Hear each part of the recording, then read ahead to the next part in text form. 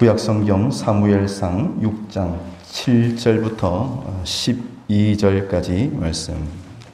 그러므로 새 수레를 하나 만들고 멍에를 메어 보지 아니한 젖 나는 소 2마리를 끌어다가 소의 수레를 메우고 그 송아지들은 떼어 집으로 돌려보내고 여호와의 궤를 가져다가 수레에 싣고 속건제로 드릴 금으로 만든 물건들은 상자에 담아 궤 곁에 두고 그것을 보내어 가게 하고, 보고 있다가 만일 궤가 그 본 지역 길로 올라가서 벳세메스로 가면 이 큰 재앙은 그가 우리에게 내린 것이요 그렇지 아니하면 우리를 친 것이 그의 손이 아니요 우연히 당한 것인 줄 알리라 하니라.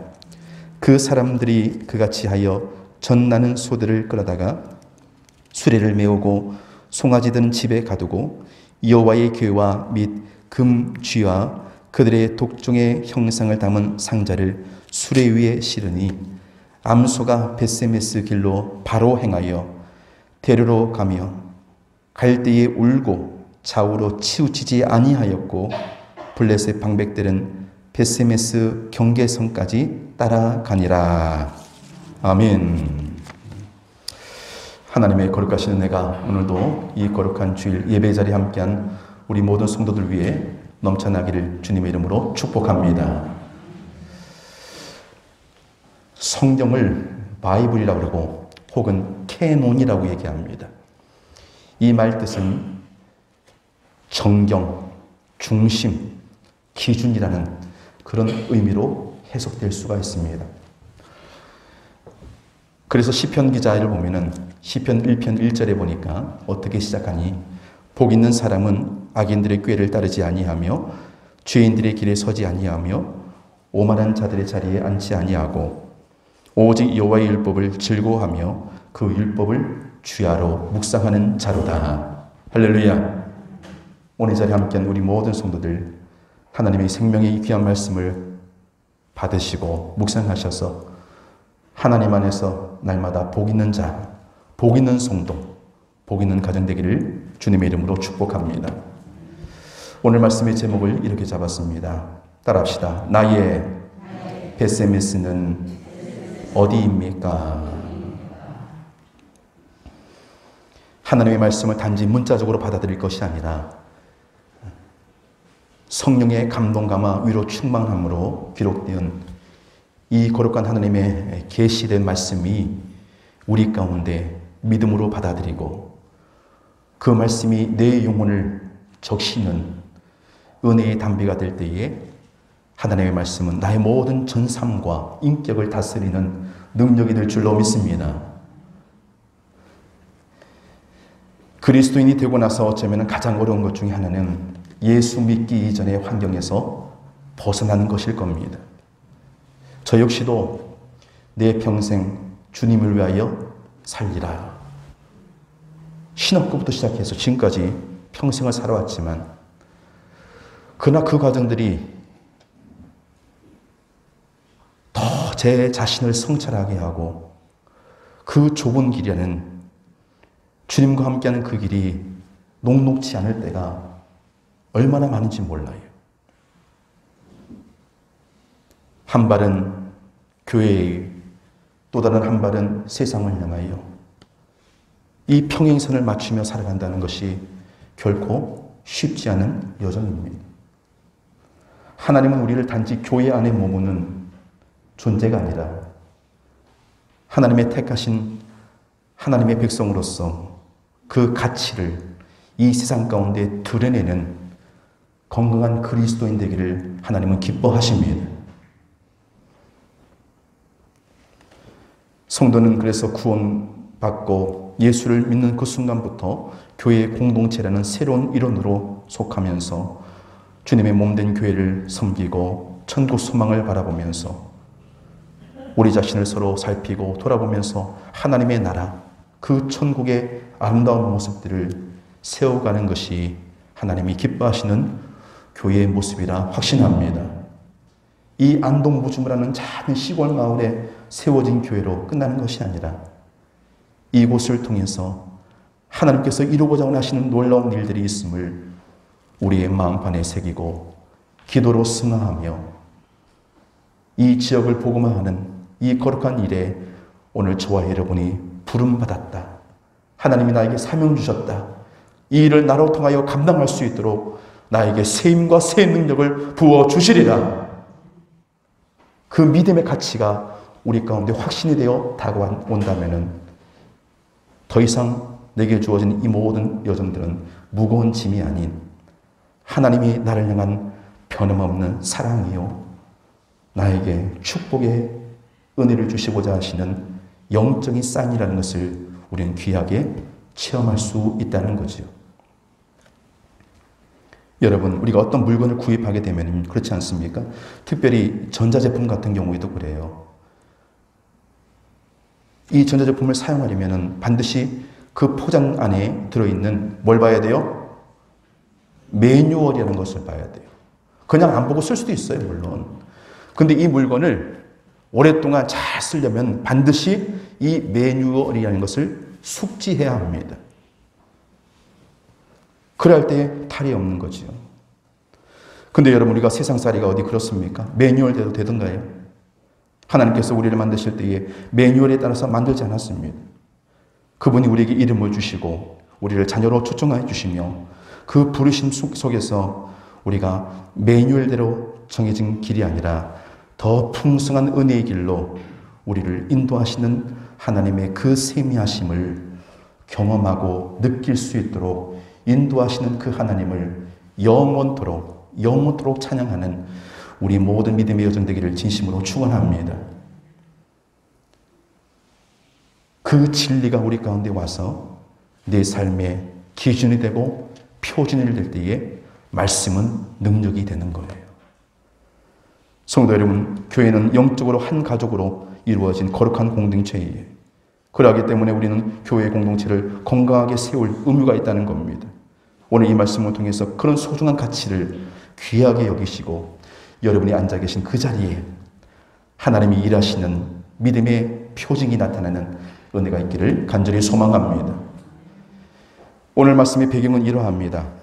이스라엘과 블레셋이 큰 전쟁을 행하여서 블레셋이 승전하는 그런 상황입니다. 엘리 제사장은 죽고 그의 아들 홈리와 비느하스는 패역한 그 죄가 하늘에 닿아 하나님의 진노가 그 땅 가운데 가득하니 하나님께서 그 백성들을 도우지 아니하시고 이방 나라 블레셋에 맡겨시는, 그래서 블레셋이 승전하여 돌아가는 이유 같은 참혹한 상황이 말씀 앞에 소개되어 있습니다. 설상가상으로 하나님의 임재를 상징하는 법궤조차도 블레셋에 뺏겨서 너무나도 참혹한 이 환경 속에 있는 상황들이 오늘 말씀 앞에 소개되어 있다는 거예요. 블레셋과의 그 전쟁에서 연패한 것도 억울한데 하나님의 법궤까지 빼앗기는 이 참혹한 상황에 이르게 된 이스라엘, 그 땅 가운데 하나님의 행하신 은혜가 나타나지 않았다는 거예요.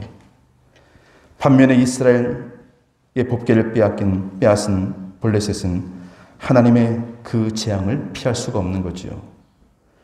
그들이 이 법궤의 의미를 누구도 잘 알기 때문에 이제 우리는 세상 모든 나라가 두려워하는 강한 민족이 되었다는 그 자긍심을 가지고 그 법궤조차 그들은 빼앗아서 자신의 것으로 삼았습니다.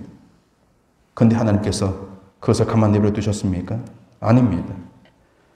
그들이 법궤를 두는 성읍마다 독종이 퍼져가지고 수천 명이 재앙으로 죽게 되는 이 참혹한 사건들을 맞이하게 돼요.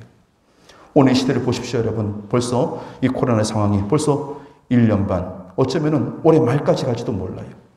지금 우리 많은 우리 교회 어르신들은 이제 접종을 하셔가지고 어느 정도 면역이 되어서 참 귀하지만, 그러나 전체 국민들이 다 접종받는 그날이 언제 될지는 사실 모르지 않습니까?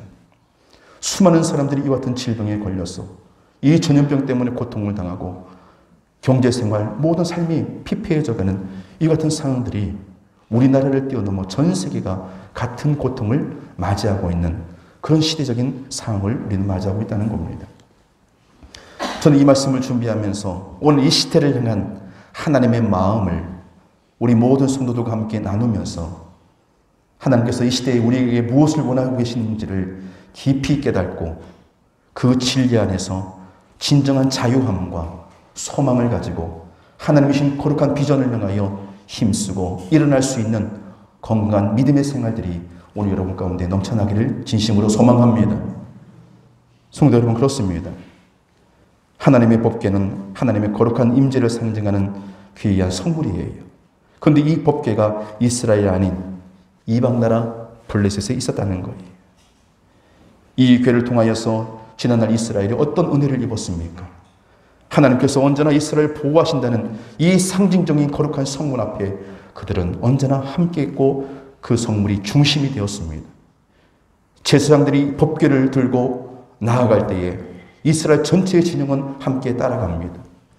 그리고 그 법궤가 멈추게 되면은 이스라엘 진영도 덩달아 함께 멈추었습니다. 그것이 지난날 이스라엘의 역사였다는 거예요. 그 광야 모진 생활들을 이겨낼 수 있는 모든 힘이 바로 그런 은혜가 있었기 때문에 가능한 것입니다. 그런데 그런 법궤가 이방 땅에 있으니 하나님이 절대로 기뻐하지 않으신 거지요. 결국 블레셋 방백들이 의논 끝에 이 재앙으로부터 이겨내려면 어떻게 해야 되겠는가? 결국 이것을 다시금 이스라엘로 돌려보내자. 이런 선언을 하게 되고, 그리고 새 수레를 만들어 한 번도 메어보지 않은 암소 2마리를 택하여서 법궤를 실어 이스라엘 벳세메스를 향하여 떠나보내는 그런 장면이 오늘 말씀의 전체적인 내용이라 할 수 있어요. 사실 여러분, 구약시대의 이스라엘은요, 주변 열강들에 비하면 정말로 작은 아주 미약한 나라예요. 지금도 이 이스라엘 중심으로 주변에 있는 수많은 열강들, 특별히 이슬람을 따르는 수많은 중동의 나라들이 그 주변에 얼마나 많은 나라들이 진쳐 있습니까? 그럼에도 불구하고 이 자그마한 땅, 이 이스라엘을 그 누구도 근접하지 못하고 함부로 대하지 못합니다. 성도들의 삶도 마찬가지입니다. 우리들의 삶이 어떤 자리, 어떤 상황에 있다 할지라도 늘 말씀 앞에 준비되고 우리의 삶이 늘 하나님께 향하여 깨어 있을 때에 세상이 감당치 못할 하나님의 사랑으로 더 아름답게 빚어지는 믿음의 역사가 일어날 줄로 믿습니다. 오늘 이 법궤가 어떤 내용입니까? 그 작은 이스라엘 주변에 수많은 열강들이 있었음에도 불구하고 그들 가운데 가장 이스라엘을 힘들게 하고 괴롭게 했던 나라가 바로 이 블레셋입니다. 무려 300년 동안 이스라엘을 괴롭혔으니 이가 갈릴 정도로 그렇게 맞이하지 않았겠습니까? 그러나 그 법궤가 그 이방의 땅에 있는 것을 하나님 원치 아니하시고 법궤가 있는 그곳마다 곳곳마다 하나님의 재앙이 떠나지 아니하니 두려움 가운데 그 법궤를 이스라엘로 다시 보내어가는 이런 상황을 맞이하게 있는 거죠. 오늘 말씀에 등장하는 법궤는 오늘날의 교회를 상징합니다. 법궤와 교회는 모두 다 하나님의 임재를 상징하는 장소이기 때문에 하나님의 계심으로 인하여 구원과 축복이 허락되고 성취되는 거룩한 터라고 할 수 있는 겁니다. 만약에 여러분 하나님이 없는, 하나님의 임재하심 허락되지 않는 법궤라고 한다면 그것은 단지 상징물이요 나무 상자에 불과할 겁니다. 교회도 마찬가지죠. 아무리 좋은 송구를 갖다 놓고 좋은 시스템에 화려하게 치장된 실내의 건물의 모습이 있다 할지라도 그곳에 하나님이 없다면 그것은 단지 건물에 불과하지 않겠습니까? 오늘 이스라엘의 폐인이 바로 여기 있다는 거예요. 하나님께 아뢰지 아니하고 하나님 없이 하나님을 제껴놓고 법궤만을 앞세우면서 하나님, 이런 상황 속에서 우리가 어떻게 해야 합니까? 우리를 도와주옵소서. 우리를 살려주옵소서. 저 블레셋의 강한 힘으로부터 이 땅을 보호하여 주옵소서.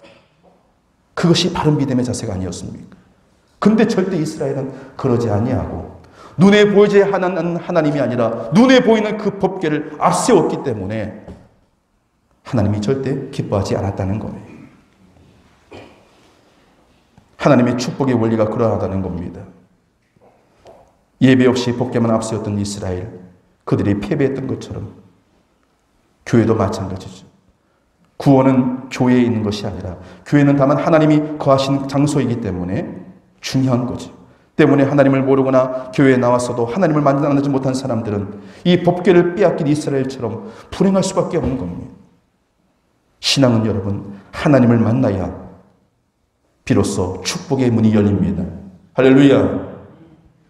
하나님 만나지 못하고 습관적인 교회 생활, 신앙 생활은 절대로 그 믿음을 자랑할 수가 없는 거예요. 오늘 여러분 이 자리에 무엇을 얻기를 원하십니까? 바라옵기는 오직 하나님의 그 깊으신 은혜, 하나님의 통달케 하시는 말씀의 진리가 우리 가운데 깨달아지는 은혜 있기를 간절히 원합니다. 하나님은 교회 안에만 계신 분이 아니에요. 오히려 교회 밖에서 도우시는 하나님, 내 모든 삶의 현장에서 역사하시고 함께 하시는 그 하나님을 경험할 때에 우리의 신앙은 더욱더 단단히 무장될 수 있으며 우리를 향한 하나님의 뜻이 무엇인가를 밝혀내는 이런 건강한 믿음의 생활들을 우리는 힘있게 이어갈 수가 있는 겁니다. 그런데 그런 은혜가 없으면, 그런 경험이 없고 체험이 없으면 이 신앙의 여정은 아까 제가 말씀드린 것처럼 얼마나 힘들고 얼마나 버거운지 몰라요. 일의전자라고 하는 회사가 있습니다. 이름 참 좋죠? 일의전자. 하나님이 예비하셨다라는 그런 뜻으로 그렇게 세운 믿음의 기업입니다. 근데 이분이 사장님이 집사님이신데 5평 창고의 기적이라는 유명한 책을 썼어서 많은 감동을 주시면서 지금도 전국을 다니시면서 그렇게 간증 집회하시는 분이십니다. 시작은 5평 창고에서 시작했어요. 근데 이 사업을 시작할 때에 그분이 이런 마음을 가지고 이런 소원을 가지고 사훈을 지었답니다. 이 5평 작은 창고에서 시작하지만 오늘 이 사업은 하나님의 것입니다. 하나님이 운영하십니다. 그것을 평생의 가운으로 삼고 이 사업을 이끌어 갔다는 거예요. 그런데 점점 이 사업이 번창합니다. 사업하여 하시는 분들은 아시겠지만 얼마나 바쁩니까? 근데 이 집사님은 처음 가졌던 그 마음을 놓지 아니하고 하나님이 내게 주시는 이 사명을 향하여 내가 무슨 일이 있더라도 나는 끝까지 완주하리라 하면서 지금도 그 엄청난 사업을 이끌어가면서 하지만 교회에서는 주일학교 반사를 몇십 년 동안 하시는 분이랍니다. 그러하니 하나님께서 어떻게 축복하지 아니하시겠습니까? 지금 그 일의전자가 연 2천억 원의 매출을 생산하는 세계적인 기업이 됐다고 해요. 그럼에도 불구하고 미국의 저 카터 대통령처럼 5평 창고에서 시작할 때에 하나님이 주신 그 마음, 그것을 놓지 아니하고 주일학교 반사했던 그 일들을 지금까지 놓지 아니하고 충성스럽게 섬기는 삶을 산다는 거예요. 여러분, 축복의 원리는 다른 데 있지 않습니다. 세상은 내가 노력하고 수고한 것만큼 남들보다 더 열심히 잠 안 자고 달려갈 때에 그 결과를 맞이할 수 있습니다. 그것은 세상의 보편적인 사람들의 생각입니다. 그런데 하나님이 우리에게 주신 이 축복의 영적인 원리는 뭡니까? 따라합시다. 하나님께 맡기라.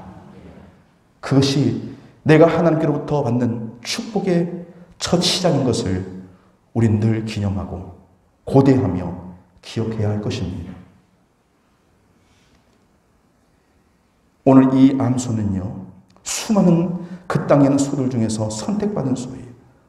블레셋 나라의 소가 어찌 이 2마리뿐이겠습니까? 수를 셀 수 없는 많은 무리 중에서 특별히 사명을 띠고 선택받은 소들 아니겠습니까? 마찬가지요. 저와 여러분도 마찬가지입니다. 하나님의 사명이 있어 우리를 불러주셨어요. 이 땅에 많고 많은 교회 가운데 이 수상교회라는 이곳에 하나님께서 저와 여러분을 보내주셨어요. 그리고 이곳에서 하나님의 나라를 세워가는 귀한 일꾼으로 우리를 인도해 주셨다는 겁니다. 그것이 바로 뭡니까? 사명. 뭐라고요? 사명입니다. 하나님이 나를 불러주셨다. 하나님이 나를 들어쓰시고자 원하신다. 그러하기에 내가 죽도록 충성하리라. 그것이 바로 사명받은 자의 믿음의 가치요 자세인 겁니다. 오늘 이 암소는 사명을 받았다는 거예요. 어떤 사명? 수레에 하나님의 법궤를 싣고 떠나가는 사명. 단순한 사건적인 배열로 끝나는 것이 아니라 이 말씀의 영적인 그 원리와 바탕을 우리가 새긴다고 한다면 단지 흘러버릴 수 있는 내용이 절대 아니라는 겁니다.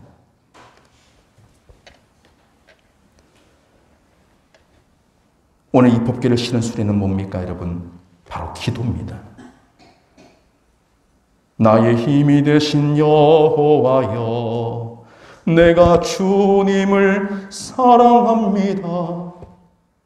그것이 어떻게 가능합니까? 주님과 내가 하나가 될 때 가능한 거예요.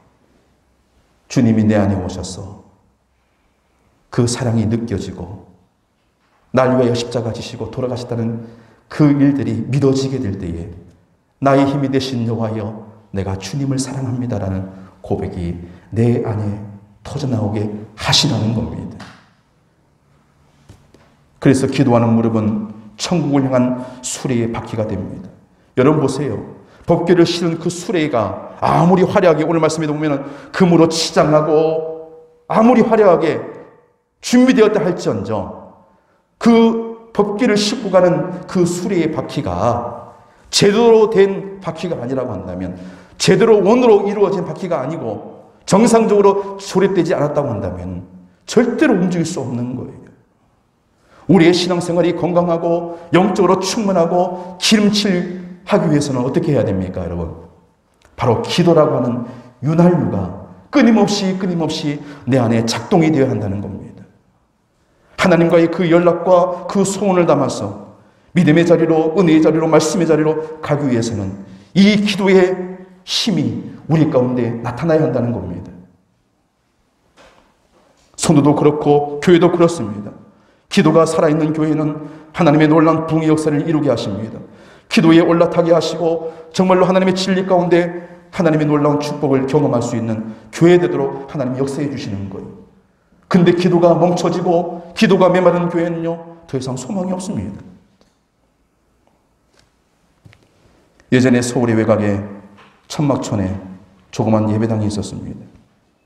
시에서는 그 지역을 재개발한다면서 아파트, 촌을 이제 들어서게 하여 주민들은 이제 다 떠나게 되었습니다. 천막교회도 이제 마지막 예배를 드리는데 철거반들이 들이닥쳐가지고 안에 있는 교회 집기와 송구들을 다 밖으로 끌어내는 겁니다. 그런 일들이 계속해서 반복되니까 성도들도, 연약한 성도들은 어떻게 합니까? 하나하나 교회를 떠나고 마죠. 포코네인이 이제 마지막으로 예배당을, 천막을 지붕채 찢어가면서 물러가라고, 이제 허가받았으니 우리가 합법하게 이것을 다 허물겠다고. 근데 그런 일들을 하는 가운데 할머니 한 분이 그 교회당에서 있더라는 거예요. 천막을 찢으면서 포크레인이 그 엄청난 힘으로 교회 건물을 부서뜨리고 있는데 할머니 한 분이 그 교회를 떠나지 아니하고 기도하고 있었다는 겁니다. 사람들이 기겁을 하죠. 철거반원들이 놀라죠. 그래서 그 할머니를 다치지 않았는가 해서 이제 모시고 나가는 상황에 이르게 되었습니다. 그런데 이 일들을 경험하고 하고 이것이 매스컴이 타고 말았습니다. 자그마한 천막교회, 이제 이곳을 떠나면 어디에 교회를 세울 것인가? 목사님을 비롯해서 모든 성도들이 걱정하고 염려하는 수많은 세월들을 보냈습니다.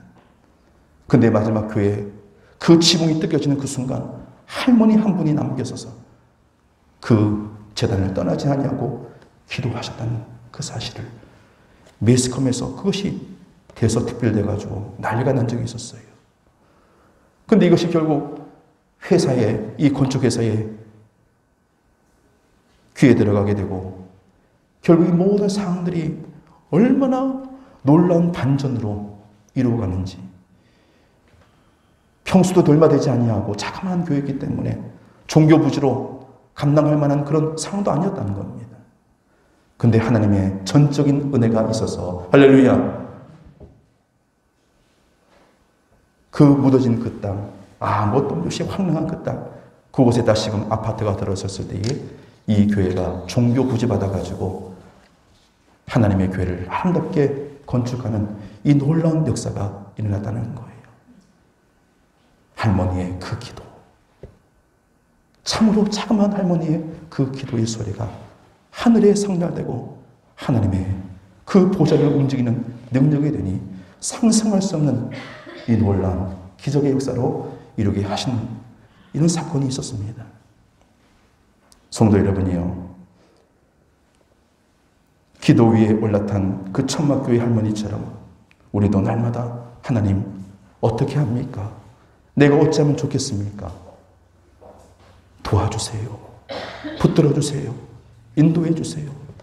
기도라는 것은 거창한 화술을 하는 게 기도가 아니에요. 기도는 우리의 중심을 하나님께 쏟는 거예요. 할렐루야! 저는 우리 주일학교 아이들에게 얘기합니다. 기도는 다른 게 아니다. 기도는 하나님과 내가 만나는 시간이에요. 그게 기도 아니겠습니까? 하나님과 내가 만나는 시간. 그 영적인 교류가 끊어지지 아니할 때에 나보다 앞선 하나님의 이루어가신 믿음의 증거들이 우리의 삶 가운데 얼마나 놀랍게 허락될 것인가를 우리는 늘 소망할 수 있다는 겁니다. 그것이 진정한 신앙의 기쁨 아니겠습니까? 오늘 이 법궤를 메고 가는 소의 모습은 결국 우리 성도들이 걸어가야 할 모습과 같습니다. 법궤는 일꾼을 사서 대신 메고 가는 짐짝이 절대 아니었습니다. 내가 몸 바치고 내가 직접 메고 가야 할 사명이었다는 겁니다. 그리고 십자가였습니다. 우리가 힘들다고 무겁다고 그 사명을 팽개치면은 당장은 살 것 같고 편안할 것 같지만, 그러나 그것은 결코 우리를 자유케 하지 못합니다.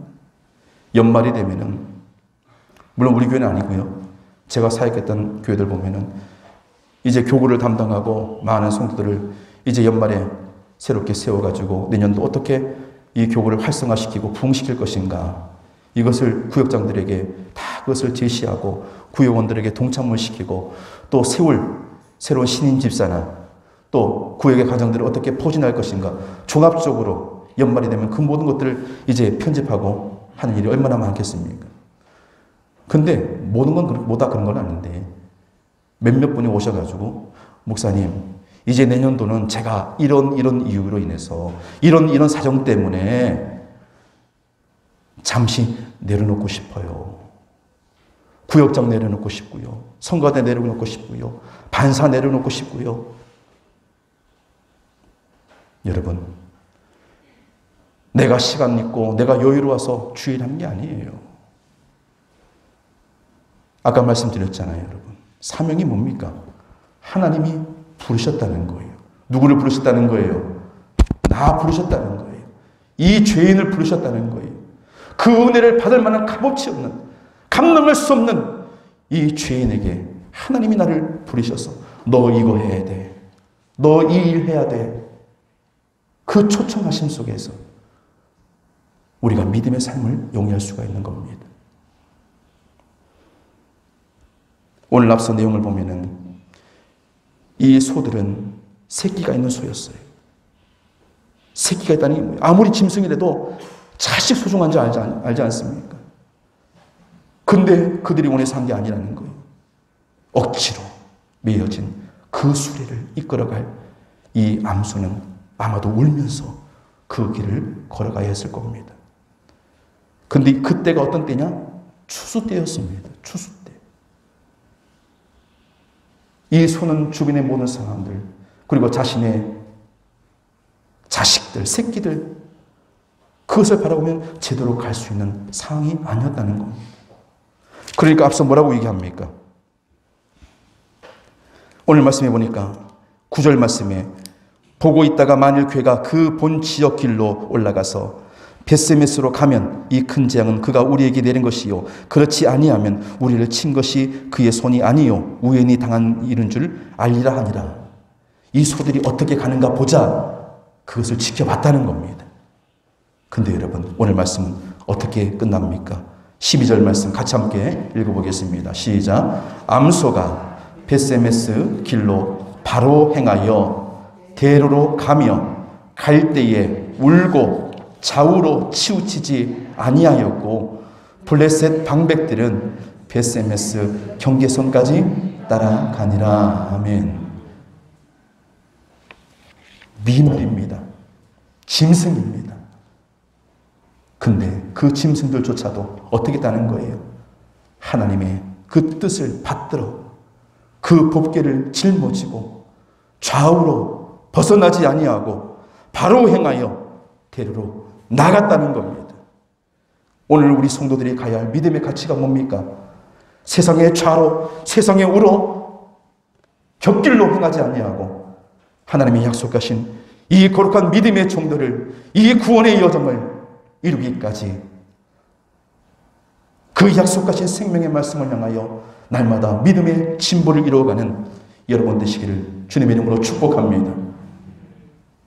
내가 사는 길, 우리 가정이 복받는 길, 우리 교회가 하나님의 은혜로 부흥할 수 있는 모든 비결, 그것은 바로 좌우로 치우치지 아니하고 이 생명의 말씀을 우리의 모든 생활에, 모든 삶의 영역에 기준으로 삼고 이 말씀이 하라 하시는 대로 아멘 할 것이요 하지 말라 했을 때에 멈출 수 있는 깨어있는 믿음의 자세들이 오늘 시대에 필요한 우리의 모습은 아니겠습니까?